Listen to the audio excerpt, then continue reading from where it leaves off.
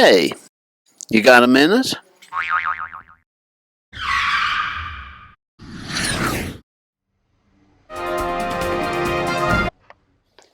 Today we celebrate the Feast of St. Joseph.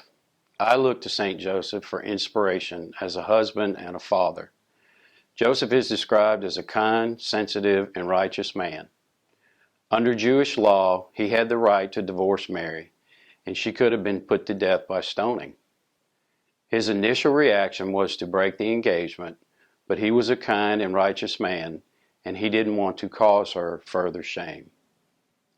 Even though it was the more difficult choice, Joseph followed God's will and took Mary as his wife.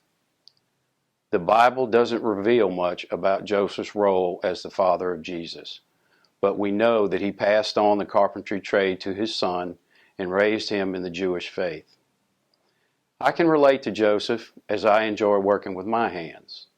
I too know the temptation to try to save face rather than do the right thing.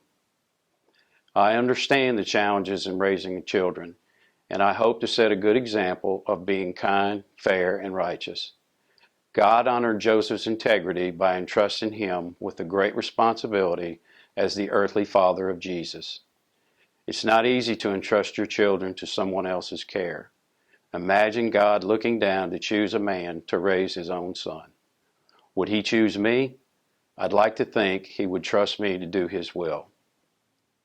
God chose Joseph and gave him the capacity to offer love and mercy to Mary, despite how it may have damaged the reputation in the eyes of other men.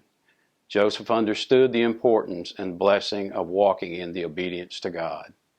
When we obey God, even in the face of adversity and public shame, He leads us, He guides us, and blesses us.